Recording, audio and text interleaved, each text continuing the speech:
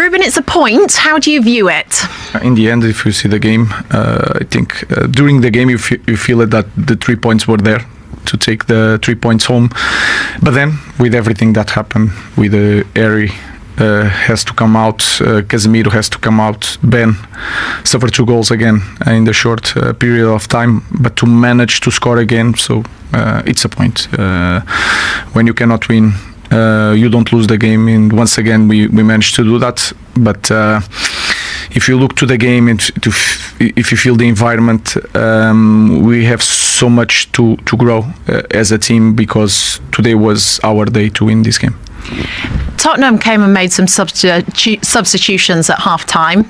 What sort of changed for them to get back in the game to get the 2 goals for you?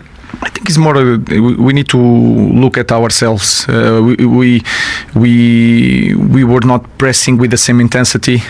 We allowed because we felt comfortable. But we need to understand that. But to feel also that if we have a little bit more bravery, we can kill this game.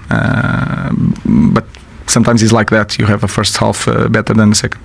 But the mentality is clearly there, because at the end it looked like Richarlison was going to score the winner, but then De Ligt still had the opportunity. Yeah, I think is the positive point, is that they managed to push forward, to understand with less one player is to push the ball to the final third, trying to win a corner. We did that, and then we believe in our capacity to score goals until the last minute, and we did that. Those subs, Crouchy. Well, it's a sweet feeling, I think, certainly when the crowd may be on your back for some of the celebration, for some of the substitutions, and then you manage to get the positive result and outcome, and them all contributing as well. And then they just built from that to the point where Richarlison thought he'd won the game for them. The celebration certainly said that he thought he'd won it. But you know what, Linz? They had loads of bodies in the box, obviously, for that first goal, and then obviously here, they just do really well. Richarlison, it's such a clever header, Crouchy, isn't it? You see on this angle, Ugarte, he gets in there deep and he can't get out. He just doesn't have time. That's why Richarlison's onside. Obviously, they're going for the shot, but the header, Crouchy, from Richarlison is great. He needed that, Richarlison. He had a difficult afternoon, I thought, today, but that was his moment. It was a fantastic flick of the head, great finish. But I thought he had a difficult game. But the relief of that moment, I've been in those situations where you probably haven't had the best of the game. It's not really gone for you, and you feel like you've scored the winner, and that is a special moment. Have you celebrated like that when you've thought you won it and then regretted it when you didn't take all 3 points? Shirt off Linz would have been a red card for me, not just a yellow. So I'll refrain from that one in my career. That was the 91st minute, Owen, but in the 96th, Matthias de Ligt equaliser for Manchester United. And this is a pattern now from the last 2 games where they've gone behind but then come back to take a point. So is that progress? Yeah, brilliant reaction. Obviously, I think it's Brennan Johnson. He's marking de Ligt and he just loses sight of him. I mean, we've seen that deeper ball on set pieces be such a feature this season. It's a great ball and it's a fabulous header from de Ligt, obviously at the death. I think in the end, it's 2-2 is probably a fair result. Can Vicario maybe be outside his post that he could probably save that?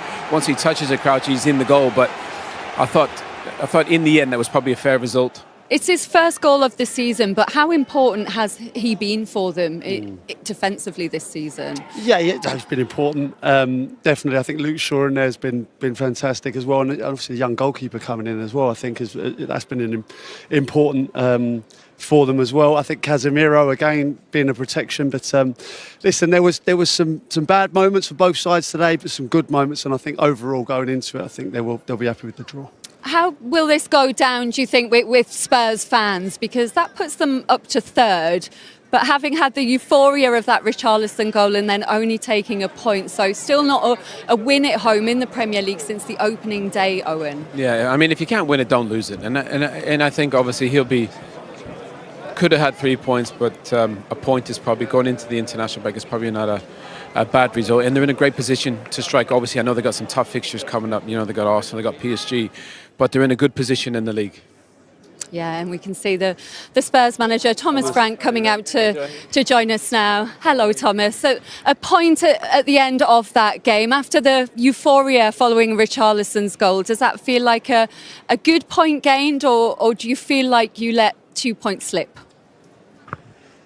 I think the very big positive from this game is, I would say, the overall performance, but especially second half, where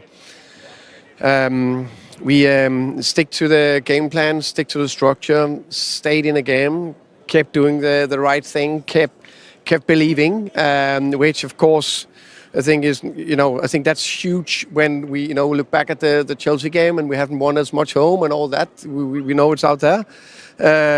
So that to keep going, don't get attracted to stuff we shouldn't do. And then we come back, scored a brilliant goal, then we get the 2-1 up, and of course you're disappointed we don't win that late in the goal, and in the end, in 11 against 10.